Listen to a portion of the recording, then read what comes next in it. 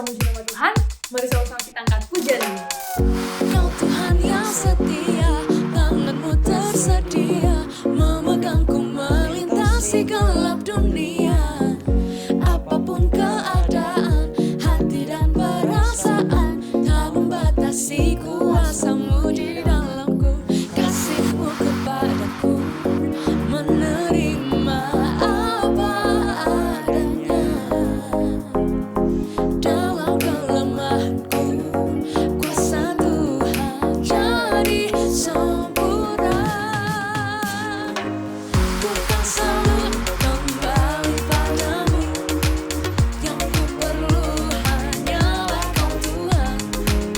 Cintamu membuatku mengerti siapa aku yang sebenarnya.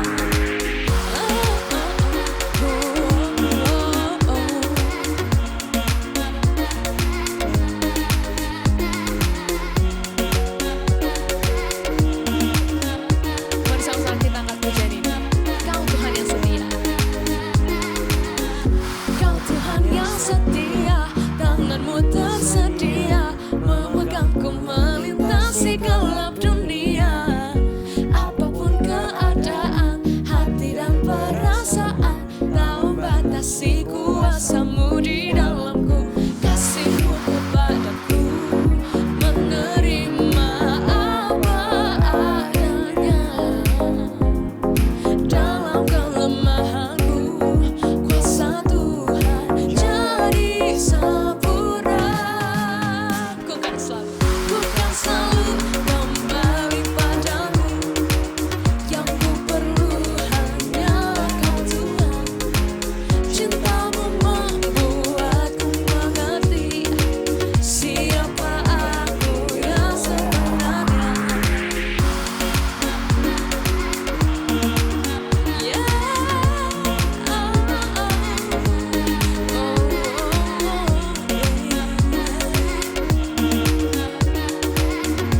Sama-sama angkat tangannya dong, bilang, aku karya indahmu.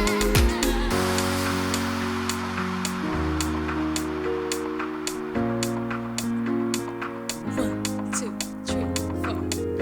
Aku karya indahmu, karena ku cerminanmu.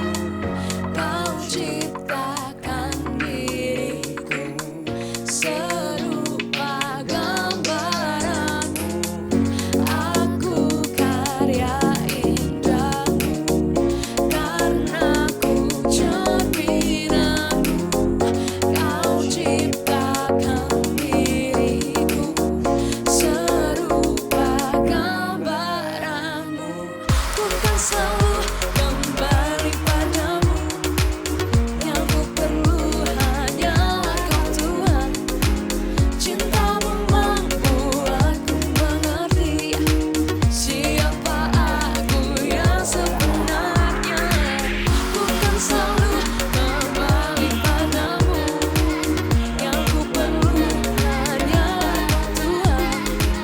Cintamu membuatku mengerti siapa aku yang sebenarnya. Beri kemuliaan dong buat nama Tuhan. Haleluya. Teman-teman, sebelum kita memberikan persembahan, mari kita berdoa. Tuhan, terima kasih untuk berkat yang Engkau telah berikan kepada kami. Sekarang kami akan memberikan persembahan. Kiranya persembahan ini berkenan di hadapan-Mu dan bisa menjadi berkat bagi banyak orang. Terima kasih Tuhan Yesus, kami sudah berdoa dan mengucap syukur.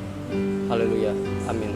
Teman-teman, persembahan bisa diberikan melalui scan QR Code yang tertera di layar.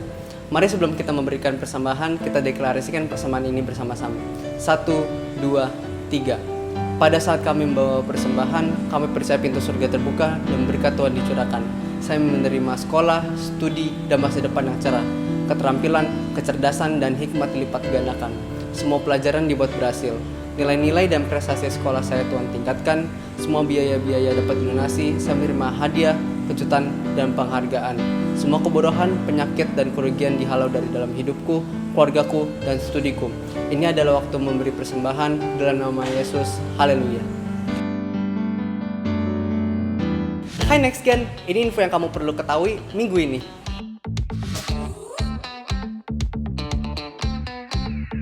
Pastikan kamu selalu ikut ibadah Next Gen tiap minggunya ya guys. Kamu bisa cek di youtube.com/gbwtc di playlist Next Gen Teens. Setiap Sabtunya, 180 akan mengadakan Tower of Prayer pada jam 14.30 via Zoom. Untuk info lebih lanjut, kamu bisa cek Instagram kita ya.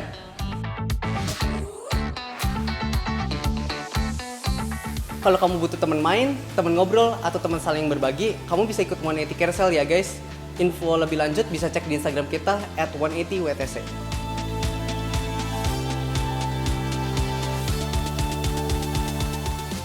Guys, kamu sudah membaca Alkitab belum hari ini? Kalau belum, kamu bisa baca Alkitab di aplikasi Suka Membaca Alkitab dan sudah bisa di-download melalui Play Store dan App Store.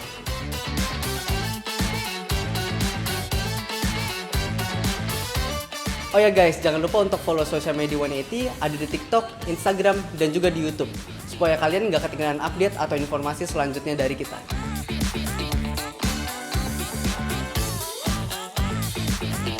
Sekian info untuk minggu ini, jangan lupa untuk ikuti protokol kesehatan dimanapun kalian berada ya guys. Stay safe, stay healthy, and God bless you.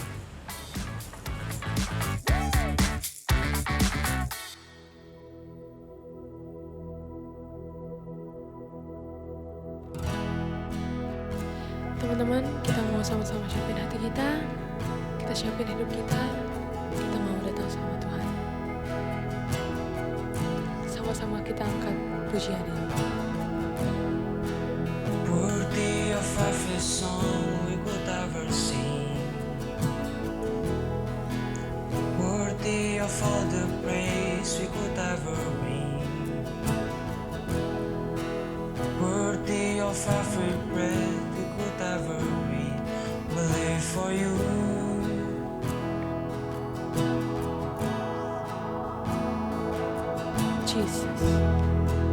Jesus, the name above every other name. Jesus, the only one who could ever save. Worthy of every breath we could ever breathe.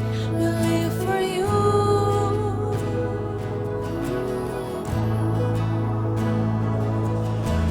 Holy, there is no one like you. There is none beside you. Open up my eyes in wonder. Show me who you are and fill me with your heart and lead me in your love to those around me.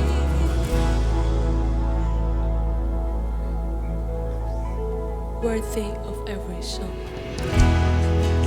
Worthy of every song we could ever sing. Worthy of all the praise we could ever bring. Worthy, worthy of every breath we could ever breathe. We live for you. Oh, Jesus. Jesus, the name above every other name. Jesus, the only one who could ever save.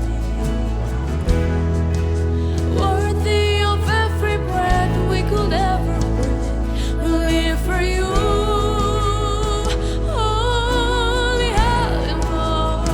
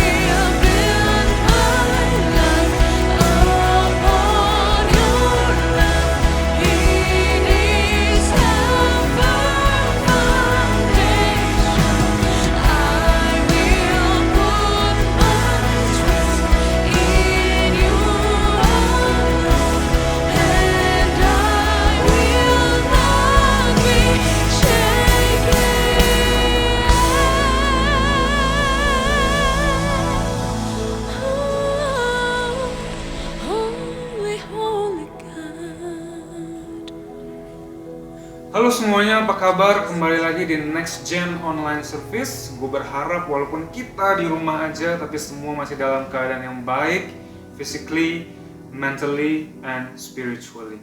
Hari ini kita akan melanjutkan ongoing series kita, yaitu Get Out of My Mind, part yang terakhir, ya, part yang keempat atau sekaligus juga part yang terakhir.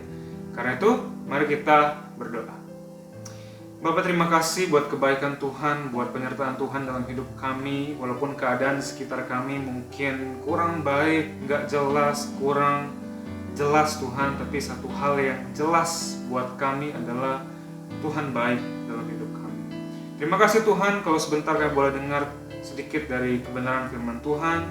Urapi kami Tuhan, siapkan kami untuk bisa mendengarkan firman Tuhan. Urapi aku juga Tuhan yang akan menyampaikan firman-Mu, biarlah setiap kata yang keluar dari mulutku itu sesuai dengan isi hati Tuhan. Hanya di dalam nama Yesus kami berdoa, sama-sama kita katakan amin. Hari ini gue mau mulai dengan satu pertanyaan teman-teman. Ya, pertanyaannya adalah pernah atau enggak? Pernah nggak teman-teman bikin janji, ya semacam janji sama diri kalian sendiri mungkin, yang bilang bahwa gue nggak akan pernah mau melakukan hal ini, gue nggak akan pernah mau nyobain hal itu, ya. Hal itu bisa macam-macam. Mungkin buat yang cewek bilangnya gue nggak bakal pernah mau pakai dress kayak gitu, atau gue nggak bakal pernah mau makeupan yang tipenya kayak gitu, ya kan? Atau mungkin yang cowok-cowok, apa contohnya dulu ngetrennya Dota, main game Dota, terus sekarang muncul game-game semacam itu, MOBA gitu kan, tapi yang di HP. Mungkin mereka dulu bilangnya, aduh gue nggak bakal pernah mau nyentuh game yang harusnya main di komputer, yang klik, tapi mainnya jadinya di HP. Gue nggak bakal gue pernah mau ikutan. Ya, atau apapun itu, tren yang kayaknya teman-teman lihat, it's not me, gue nggak bakal mau, gitu ya. Itu bukan gue. Pernah nggak teman-teman? Kalau buat gue pribadi, gue pernah teman-teman, dan bukan cuma pernah sekali dua kali, gue rasa banyak gitu ya, ada beberapa kali gue bilang kayak gitu untuk diri gue sendiri. Nah tapi ada satu contoh yang mau gue bahas hari ini gitu ya, yaitu berkaitan tentang drama Korea. Yes teman-teman, drakor gitu ya. Dulu kalau nggak salah pertama kali gue dengar tentang drakor itu pas gue masih pertengahan atau akhir SMA. Gitu ya, di mana teman-teman gua sekitar gua itu ngomongin drakor, bahkan di gereja pun ada beberapa teman-teman yang ngomongin drakor, ya kan? Dimulai dari cewek-cewek itu dulu, cewek-cewek yang ngomongin, aduh ganteng banget, aduh romansnya bagus banget, bla bla bla. Nah di sana teman-teman gua bilang bahwa gua nggak akan pernah mau nonton drama Korea, itu mah girly banget lah buat gua, nggak bagus, buat apa sih nonton kayak gituan? Ya kan? Tapi ceritanya teman-teman, ceritanya tuh nggak selesai sampai di sana, ya.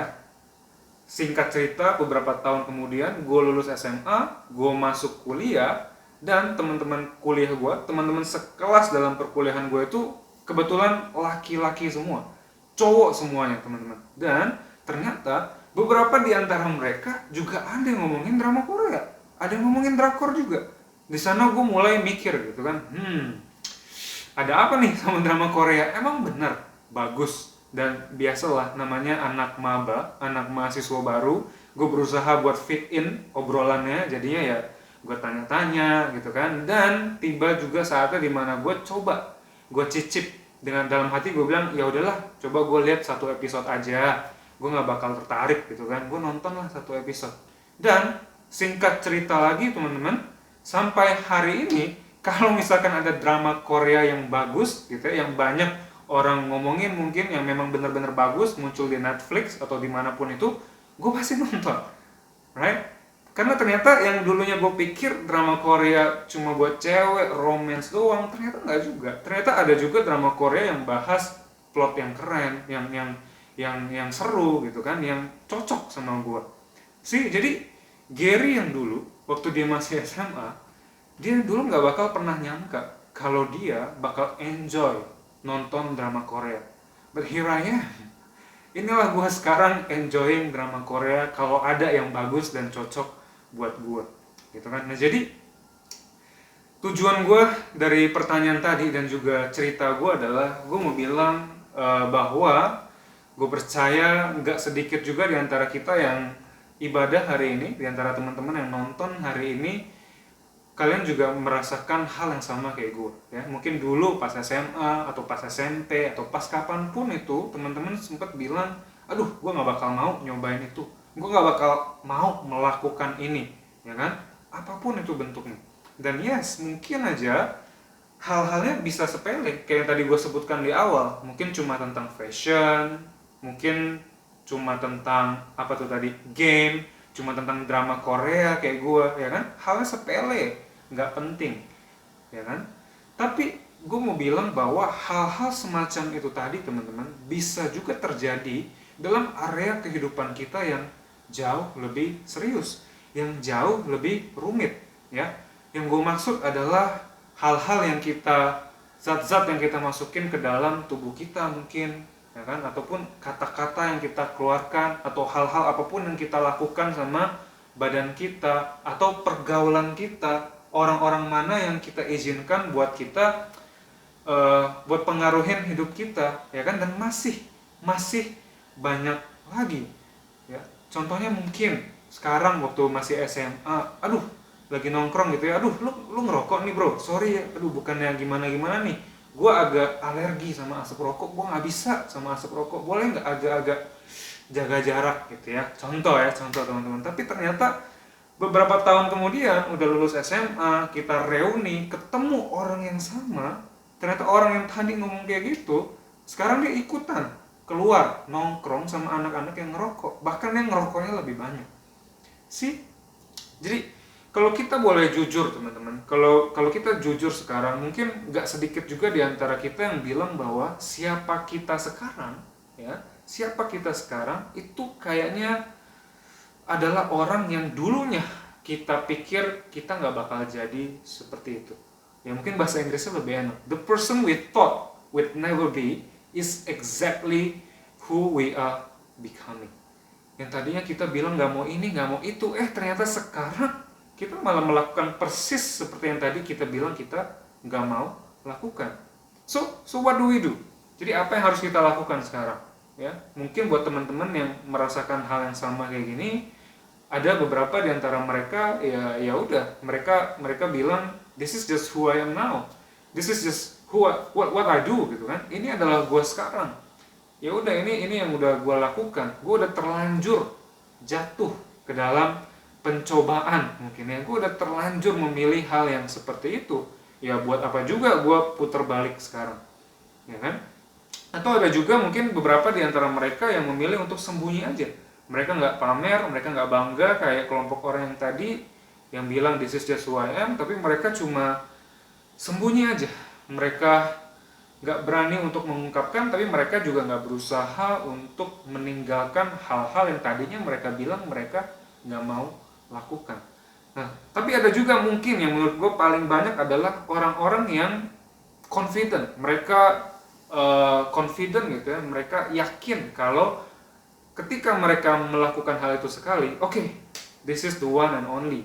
Ini adalah hal yang pertama dan yang terakhir, gue nggak bakal pernah ngulangin hal ini lagi, gitu ya. Tapi nggak tahu gimana ceritanya, ternyata besok-besok atau seminggu kemudian atau sebulan kemudian mereka melakukan itu lagi, ya. Dan rasanya ketika mereka melakukan itu lagi, rasanya itu udah kayak muter aja. Pas mereka udah jatuh sekali, mereka bangkit, mereka yakin gak bakal jatuh lagi, ternyata mereka muter ke titik semula lagi, teman-teman. Right? Jadi rasanya kita kayak stuck, kita berasa terjebak. We get stuck where we messed up. Ya, kita terjebak di tempat kita jatuh, kita terjebak di mana di tempat kita tergoda, gitu ya, temptation, godaan. We give into temptation. Ya, kita give in ke dalam temptation yang ada.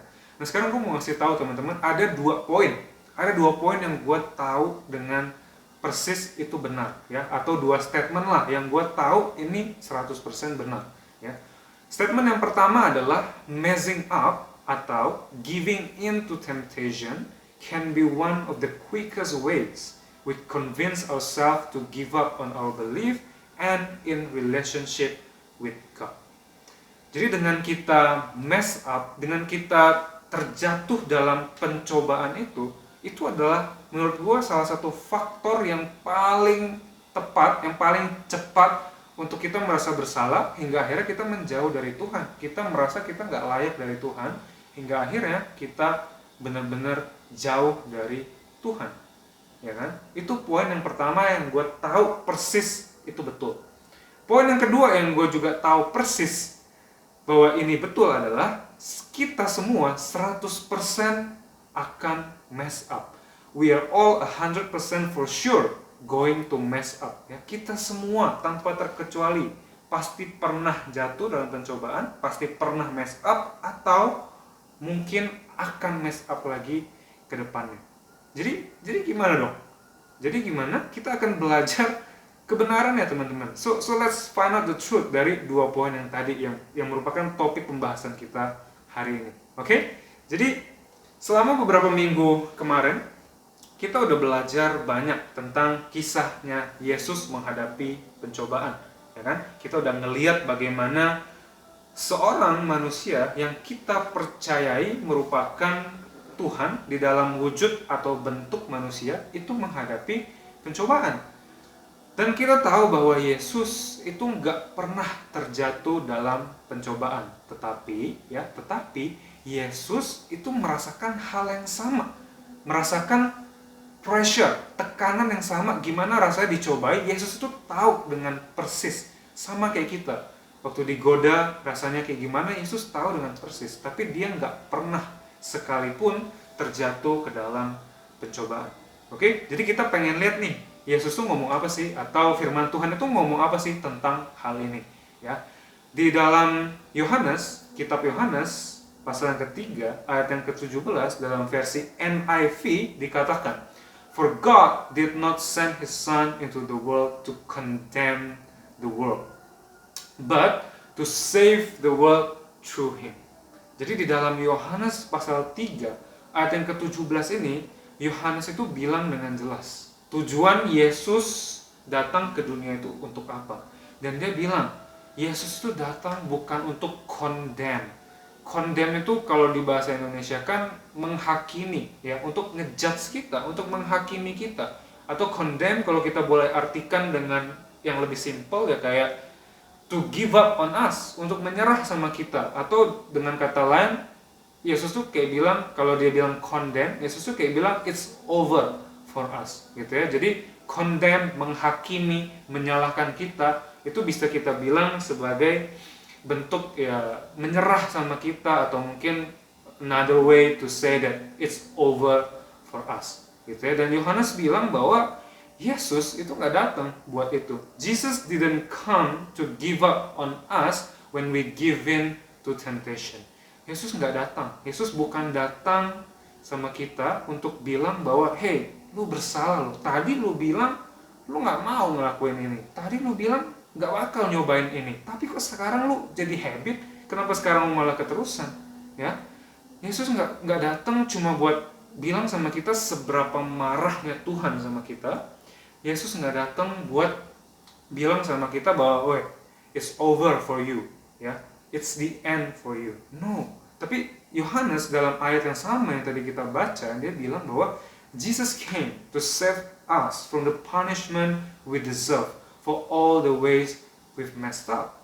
Yesus justru datang untuk menyelamatkan, untuk menebus kita dari segala macam punishment, dari segala macam hukuman yang seharusnya kita dapatkan karena hal-hal buruk yang kita lakukan tadi, teman-teman.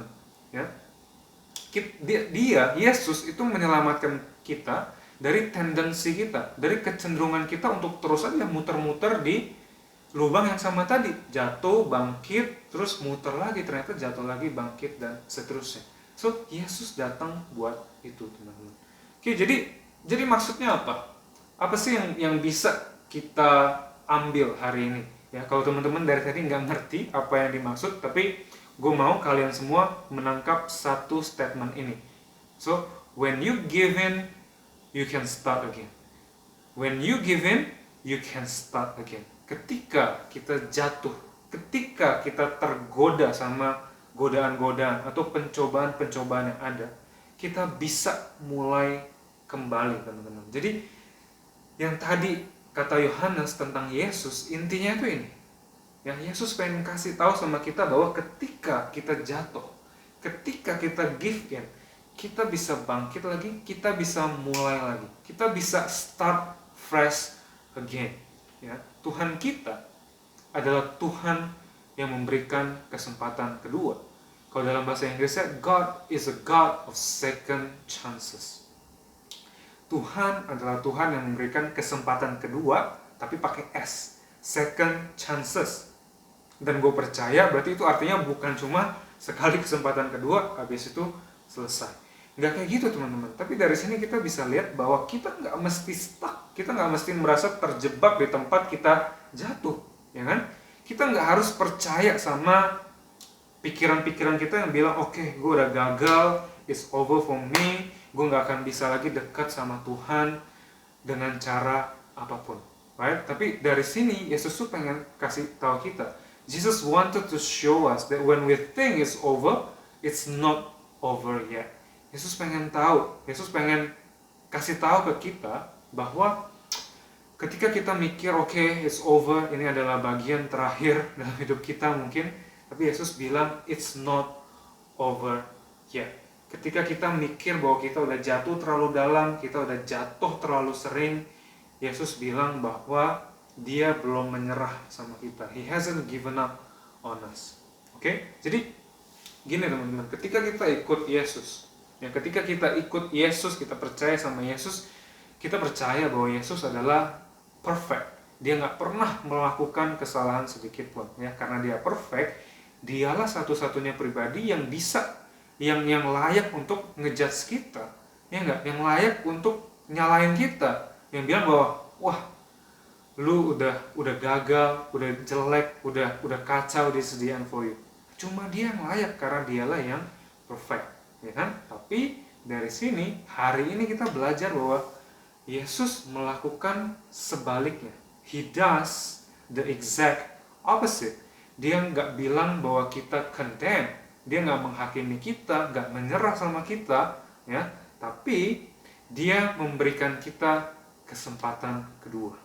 The only one who could have given up on you has decided to give you a fresh start. Isn't it amazing? Satu-satunya pribadi yang harusnya paling layak untuk meninggalkan kita, untuk menyerah sama kita, tapi justru orang itu, pribadi itu bilang bahwa kita punya kesempatan kedua, kita bisa fresh start, kita bisa mulai kembali. Oke? Nah, mungkin pertanyaan selanjutnya adalah, oke, kalau gitu gimana cara kita start again? Gimana cara kita mulai kembali? Nah, untuk menjawab pertanyaan ini kita mau lihat kisah dari Daud. Ya, jadi jauh sebelum Yesus, kita mau lihat cerita dari Daud. Dalam Mazmur 51 ayat yang ke-10 versi New International Version lagi, ya, Daud bilang seperti ini. Create in me a pure heart, O God, and renew a steadfast spirit within me. Jadi kita harus ngerti, waktu Daud nulis ini, Daud itu lagi mess up banget teman-teman. Seperti yang kita ketahui, ya, si Daud itu jatuh ke dalam pencobaan, di mana dia tidur sama istrinya orang lain. Dia tidur sama istri orang lain, dan lebih parahnya lagi, dia yang membuat suami dari perempuan itu terbunuh. Jadi dengan kata lain, dia udah selingkuh, dia bunuh orang juga. It's pretty messed up, right? Dan gue yakin mungkin gak ada di antara kita yang pernah terjatuh seperti Daud gitu ya. Gue rasa belum ada di antara kita mungkin yang selingkuh sama pasangan orang dan kemudian kita bunuh pasangannya. Ya mungkin belum ada gitu kan. Tapi dari sini kita bisa belajar tindakan Daud setelah itu apa. Ya, dia tuh nggak nyerah teman-teman. Dia nggak merasa bahwa dirinya nggak layak dan lain-lain, tapi dia pilih untuk start fresh. Dia pilih untuk start again. Dia pilih untuk mulai kembali. Dan kabar baiknya adalah kalau Daud bisa memilih untuk mulai kembali, teman-teman, kalian semua dan termasuk gua, kita juga bisa melakukan hal yang sama, ya. Ketika kita give in to temptation, ketika kita terjatuh dalam pencobaan, kita bisa mulai kembali mengikuti langkah-langkahnya Daud. Nah, langkah-langkahnya Daud tuh kayak apa? Sebenarnya udah kita baca tadi ya. kita bisa lihat ada 2 poin yang dilakukan Daud waktu dia mau start fresh. Poin yang pertama adalah dia bilang, create in me a pure heart. Jadi langkah pertama yang juga bisa kita contoh adalah ask for a pure heart. Kita minta hati yang murni, hati yang suci, hati yang bersih. Nah, ini sebenarnya adalah old school language. Ini adalah bahasa Inggris yang agak kuno gitu ya. Maksudnya apa sih pure heart? Maksudnya apa hati yang murni? Ya kan? Nah, maksudnya adalah gini teman-teman, hati yang murni itu adalah dimana kondisi hati kita nggak ada rasa cemas, nggak ada rasa bersalah, nggak ada rasa malu. Oke, jadi gini, Daud itu tahu, dia tuh tahu persis sama kayak kita. Daud tahu ketika kita jatuh dalam pencobaan, ketika kita tergoda untuk melakukan sesuatu dan kita lakukan, maka akan muncul dalam hati kita rasa bersalah, rasa malu, ya kan? Dan Daud itu tahu persis rasa itu nggak enak. Dan tentunya kita nggak bisa melanjutkan hidup kita yang baru kalau masih ada rasa itu dalam hati kita. Jadi poin dari kita minta hati yang murni adalah, mungkin kalau dalam bahasa yang lebih gampang adalah kita minta pengampunan sama Tuhan, kita confess, kita mengaku sama Tuhan, sehingga Tuhan tuh bisa membersihkan hati kita, dia angkat rasa bersalah kita, dia angkat rasa malu kita, ya kan? Dia angkat rasa menyesal kita, sehingga hati kita menjadi bersih lagi, menjadi murni lagi. Oke, jadi intinya kurang lebih dalam bahasa sekarang, pure heart itu kayak gitu, ya, hati yang murni. Yang kedua, si Daud bilang, and renew a steadfast spirit within me. Poin yang kedua adalah live with a steadfast spirit. Again, lagi-lagi ini adalah ungkapan yang cukup kuno, steadfast spirit. Nah, steadfast kalau kita artikan, itu bisa kita artikan sebagai solid atau committed, ya, padat atau commit. Jadi maksud Daud untuk dia minta roh yang steadfast, roh yang solid adalah dia minta supaya dia bisa fokus ke dalam jalannya Tuhan. Dia minta supaya dia bisa fokus terhadap apa yang Tuhan anggap baik dalam hidupnya. Oke, jadi kita bisa lihat nih dari 2 permintaannya Daud. Yang pertama, ketika dia minta hati yang murni, ya, ketika dia minta a pure heart, itu seakan-akan Tuhan itu menyediakan jalan yang baru. Jalan yang baru buat Daud. Jadi jalan-jalan yang sebelumnya dia udah lewatin udah dibuang atau dilupakan. Oke, nah untuk si Daud bisa jalan ke dalam jalan yang baru tadi, dia minta steadfast spirit.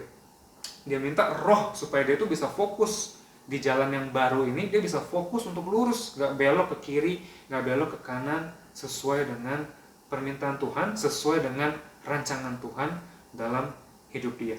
Dan begitulah caranya Daud dan juga kita bisa memulai baru. We can start fresh again dengan cara yang sama seperti yang Daud coba. Oke? Nah, jadi teman-teman, dari segala hal yang kita pelajari barusan, ya, dari segala hal yang kita bicarakan barusan, gue pengen kita semua tahu bahwa hal-hal yang tadi kita sebutkan, ya, itu nggak akan mungkin tanpa campur tangan Tuhan. God is the only one who can do it. Kalau kita coba dengan kemampuan kita sendiri, ya, kalau kita coba untuk bikin hati kita menjadi pure sendiri, menjadi murni sendiri, terus kita fokus untuk kehidupan yang benar dengan kekuatan kita sendiri, mungkin 1-2 hari, beberapa lama kita bisa, teman-teman. But in the long run, we will fail. Kita akan gagal lagi, kita akan menemukan diri kita muter lagi balik ke kejatuhan yang pertama kali. Oke, jadi kita butuh Tuhan di sini. Oke, dan mungkin buat beberapa di antara kita yang menonton, buat beberapa di antara teman-teman ada yang pertama kali mendengarkan kebenaran ini, dan mungkin buat kalian ini adalah keputusan pertama kali ya buat teman-teman percaya sama Tuhan. Jadi gue mau cerita dulu teman-teman ya. Di 2000 tahun yang lalu ya, sebenarnya Tuhan mengirimkan anaknya for the exact same purpose that we discussing today, ya kan? Tuhan mengirimkan anaknya yang tunggal satu-satunya 2000 tahun yang lalu untuk alasan ini. Jadi Yesus hidup di dunia tanpa cacat, tanpa bercela, tapi dengan segala kesempurnaan itu Yesus tetap mati. Yesus tetap mati di atas kayu salib Yesus tetap dikuburkan dan kemudian dia bangkit pada hari yang ketiga. Jadi apa maksudnya buat kita semua? Jadi kehidupan Yesus, kematian Yesus, dan kebangkitannya Yesus itu menunjukkan kuasanya Tuhan, teman-teman. Bahwa bahkan maut aja, kematian aja nggak bisa mengalahkan Yesus. Dan kuasa yang sama itu juga hidup di dalam hati kita, teman-teman. Jadi kalau kita struggle sama temptations, kalau kita merasa stuck terus-terusan, kenapa ada di lingkaran yang sama terus-menerus, itu bukan berarti kita gagal. Bukan berarti that's the end of our story, teman-teman. Kebangkitannya Yesus itu nunjukin sama kita bahwa apa yang kelihatannya selesai, apa yang kelihatannya end, yang kelihatannya mati, ternyata not over, ternyata belum selesai. Dan sama juga halnya dengan kita. Kalau kita percaya sama Yesus, akan apa yang dia lakukan, akan apa yang dia bilang, akan janjinya dia bahwa dia itu bukan untuk menghakimi kita, dan dia mau menawarkan kesempatan kedua, pakai S ya, berarti kesempatan kedua yang banyak gitu kan. Kalau kita percaya akan hal itu artinya kita udah hidup di dalam pengampunan akan hal-hal yang kita lakukan, teman-teman. Oke? Dan buat teman-teman yang mungkin beberapa di antara kita yang udah cukup lama ada di gereja, ya, yang udah cukup sering mendengarkan kebenaran ini, dan kita semua sama-sama tahu bahwa apa yang barusan gue bilang itu betul, ya. Tapi mungkin kita juga tetap sama, we keep messing up, kita tetap mess up, kita tetap jatuh ke dalam pencobaan, dan teman-teman juga mungkin butuh fresh start, teman-teman butuh start again, teman-teman butuh permulaan yang baru. Gue mau kasih tahu kabar baiknya adalah kematian Yesus dan kebangkitannya Yesus itu cukup, teman-teman, untuk mengcover, untuk menebus, untuk menutupi semua kesalahan kita yang udah pernah kita lakukan dan juga yang mungkin akan kita lakukan lagi ke depannya. Jadi kalau kita percaya sama Tuhan Yesus bahwa dia sayang sama kita unconditionally, dia sayang sama kita apa adanya, itu artinya kita udah terima pengampunan, dan itu juga artinya kita udah bisa fresh start, kita udah bisa memulai lagi kapan aja, teman-teman. Oke? Tapi bukan berarti itu adalah tanpa konsekuensi, bukan berarti hal-hal buruk yang kita lakukan itu nggak ada konsekuensinya, ya. Oke? Nah, teman-teman, sampai di sini mungkin beberapa di antara kita mikir kedengarannya nggak adil, sounds not fair, ya kan? Apakah itu artinya kita bisa melakukan do-overs? Maksudnya kita terus memulai yang baru, kita start again terus-menerus? Well, gue harus bilang jawabannya adalah iya, teman-teman. Yes, karena Tuhan kita adalah Tuhan yang memberikan kesempatan kedua. God is a God of second chances, dan itu betul. Tapi apakah kedengarannya fair? Apakah kedengarannya adil? Well, probably not. Mungkin enggak, teman-teman. But is it true? Absolutely. Apakah ini betul? Jawabannya adalah sangat-sangat betul, gitu ya. Dan apakah hal-hal yang kita lakukan juga tanpa konsekuensi? Jawabannya adalah tentu tidak. Seperti yang gue bilang tadi ya, segala hal yang kita lakukan pasti ada konsekuensinya. You'll get hurt sometimes. Teman-teman akan merasa tersakiti, teman-teman akan merasa sakit, karena memang naturnya dosa itu selalu menyakiti kita in one way or another.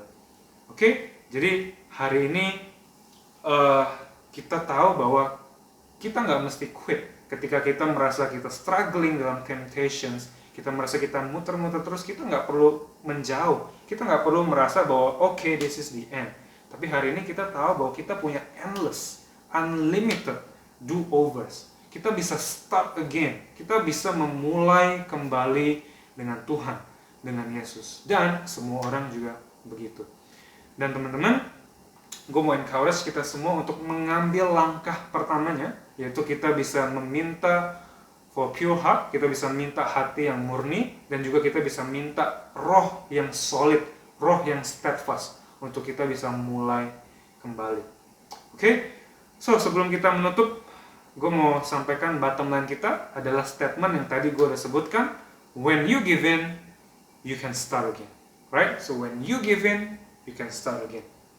This is the good news about Jesus. Ini adalah kabar baiknya tentang Yesus, teman-teman. Yesus itu nggak datang buat menghakimi kita, buat nyalah-nyalahin kita, buat bilang bahwa you are a dead meat, lu udah berakhir. Bukan kayak gitu, teman-teman.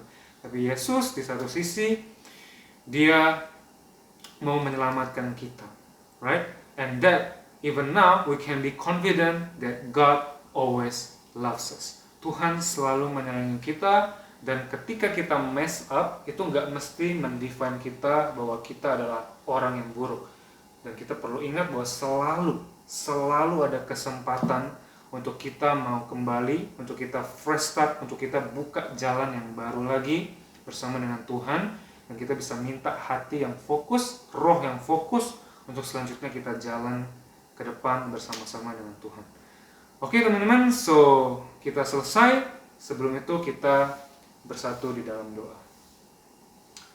Bapa, kami ucap syukur buat kebenaran firman Tuhan yang mengingatkan kami Tuhan bahwa ketika kami mess up, ketika kami terjatuh ke dalam pencobaan, mungkin bukan cuma sekali, mungkin 2 kali, 3 kali, atau mungkin berkali-kali, tapi itu gak masalah buat Tuhan. Selama kita mau minta Tuhan hati yang murni, selama kita rindu untuk minta steadfast spirit, kita mau roh yang fokus, Tuhan masih memberikan kesempatan yang kedua, dan bahkan ketiga, dan bahkan yang keempat, dan seterusnya Tuhan. Tapi ajar kami Tuhan untuk kami bisa fokus, kami bisa mengerti apa yang Tuhan mau betul dalam kehidupan kami Tuhan. Kami gak mau gagal terus menerus, kami gak mau Tuhan terus berada di lingkaran yang sama.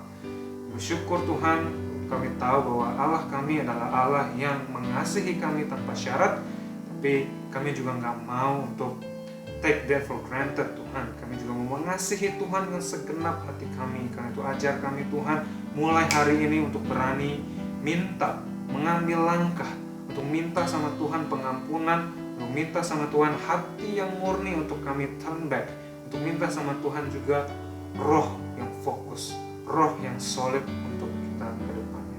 Terima kasih Bapak, berapi setiap kami, berikan kami juga keberanian Tuhan untuk bisa share sama small group kami, untuk sama small group leader kami akan hal-hal yang kami hadapi hari ini.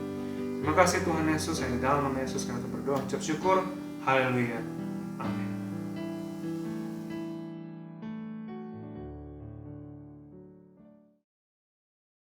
Shalom saudara, mari sama-sama kita mempersiapkan hati kita untuk menerima perjamuan kudus. Siapkan anggur dan roti saudara. Jika saudara sudah mempersiapkannya, saya jemput saudara untuk bangkit berdiri dimanapun saudara berada.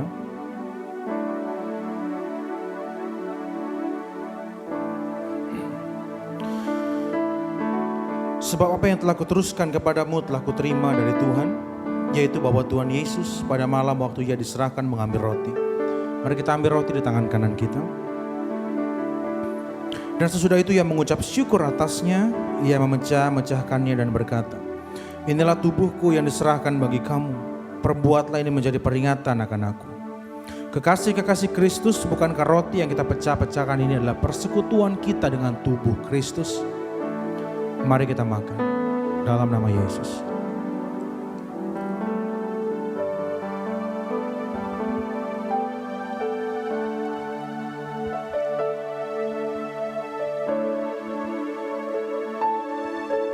Mari kita angkat cawan di tangan kanan kita di hadapan Tuhan. Demikian juga ia mengambil cawan sesudah makan lalu berkata, cawan ini adalah perjanjian baru yang dimeteraikan oleh darahku. Perbuatlah ini setiap kali kamu meminumnya menjadi peringatan akan aku. Bukankah cawan pengucapan syukur yang atasnya kita ucapkan syukur ini adalah lambang persekutuan kita dengan darah Kristus? Mari kita minum dalam nama Yesus.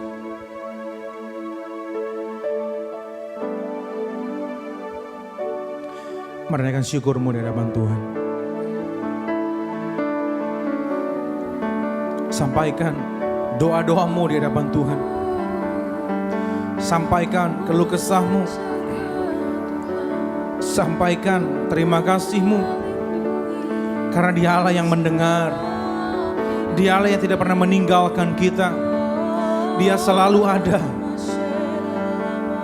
Dia ada di mana saudara berada. Belajar cari damai sejahtera Tuhan dalam hidupmu. Karena Tuhan tidak pernah meninggalkan kita. Terima kasih Tuhan, terima kasih, terima kasih. Untuk kesetiaan-Mu Tuhan yang tidak pernah berubah. Dulu, sekarang, bahkan sampai selama-lamanya. Ajar kami Tuhan untuk berlaku setia seperti Engkau setia kepada kami Tuhan. Supaya kami bisa menghargai hidup kami yang Kau berikan. Kami bisa menghargai Tuhan setiap hal yang Tuhan telah percayakan dalam hidup kami. Kami gak mau sibuk membandingkan diri dengan yang lain. Kami mau masuk ke dalam rencananya Tuhan. Banyak orang didiskualifikasi karena mereka keluar dari jalurnya dan masuk ke jalur yang lain. Tapi tidak demikian bagi setiap anak-anak muda yang ada di tempat ini Tuhan. Kami mau fokus kepada jalan yang Tuhan telah tetapkan kepada kami. Kami mau masuk ke dalam panggilan destiny yang Tuhan telah tetapkan dalam hidup kami. Dan dengan semua bakat, talenta, karunia yang Tuhan berikan kepada kami, Tuhan akan berikan kami juga kemampuan untuk mengelolanya. Sehingga kami Tuhan bisa menjadi jawaban, menjadi berkat bagi banyak orang di sekitar kami. Terima kasih Tuhan, terima kasih. Aku berdoa Tuhan secara khusus di masa-masa ini Tuhan, di mana kami masih bisa beribadah meskipun di rumah. Aku berdoa pandemi ini tidak akan mempengaruhi keluarga kami Tuhan. Keluarga kami akan tetap harmonis di dalam nama Yesus. Kami berikan kesempatan Tuhan, kami berikan tahta tertinggi di rumah kami. Masing-masing Tuhan untuk Kau isi Tuhan. Karena Engkaulah Tuhan imam yang agung atas rumah tangga kami Tuhan. Aku berdoa Tuhan damai sejahtera-Mu Tuhan ada atas keluarga kami. Atas orang tua kami Tuhan, atas saudara-saudara kami Tuhan. Sehingga tidak akan membuat orang tua kami bertengkar. Tidak akan membuat keluarga kami berpisah satu dengan yang lain. Tapi kasih-Mu Tuhan menjadi pengikat kepada setiap kami. Dan apapun yang Tuhan telah berikan kepada kami mau belajar bersyukur. Meskipun kami mungkin harus keluar dari pekerjaan, meskipun mungkin ada keluarga kami yang di PHK Tuhan, tapi kami percaya ini akan membawa kami kepada destiny yang Tuhan berikan kepada kami. Berikan kami hikmat, kreativitas, sehingga di masa-masa seperti ini Tuhan kami bisa mengelola talenta kami dengan baik. Dan kami bisa menghasilkan sesuatu yang belum pernah kami hasilkan sebelumnya. Kami mengandalkan Kau Tuhan. Bersama dengan Tuhan, apapun yang kami hasilkan adalah yang terbaik untuk kami. Kami rindu juga menjadi berkat bagi banyak orang di sekitar kami Tuhan. Kami mau memandang dari caranya Tuhan memandang. Apapun yang terjadi, semua mendatangkan kebaikan bagi orang yang mengandalkan Tuhan. Terima kasih Tuhan, jaga terus hati kami untuk tetap bersyukur kepadamu. Kami juga memberkati Tuhan kota di mana kami berada. Berkati Tangerang Selatan, berkati Banten, berkati Indonesia Tuhan. Supaya Tuhan bangsa kami Tuhan bisa pulih Tuhan dari segala krisis Tuhan. Krisis ekonomi Tuhan, krisis kepercayaan. Bahkan isu sara tidak akan lagi berkembang Tuhan. Teroris tidak akan ada lagi Tuhan di bangsa kami Tuhan. Justru di momen ini Tuhan adalah momen pemersatu bangsa. Bahwa kami semua adalah satu, kami semua adalah Indonesia. Terima kasih Tuhan. Biarlah gereja-Mu menjadi jawaban. Dimanapun mereka berada, gereja menjadi jawaban Tuhan. Di kota mereka masing-masing. Sehingga Tuhan, kasih-Mu bisa diterima oleh semua orang di bangsa ini. Terima kasih Tuhan, terima kasih. Dan kalau kami sebentar akan berpisah satu dengan yang lain Tuhan. Kami mengangkat dua tangan kami untuk terima berkat yang terbaik daripada Tuhan. Biarlah berkat yang terbaik adalah Bapa di sorga. Berkat yang terbaik dari Tuhan Yesus. Berkat yang terbaik dari Roh Kudus menyertai hidup, keluargamu, sekolah, kuliah, pekerjaan, bisnis, usaha, dan pelayananmu. Mulai hari ini, besok, bahkan sampai selama-lamanya. Kita yang percaya dan diberkati Tuhan, sama-sama kita katakan, amin.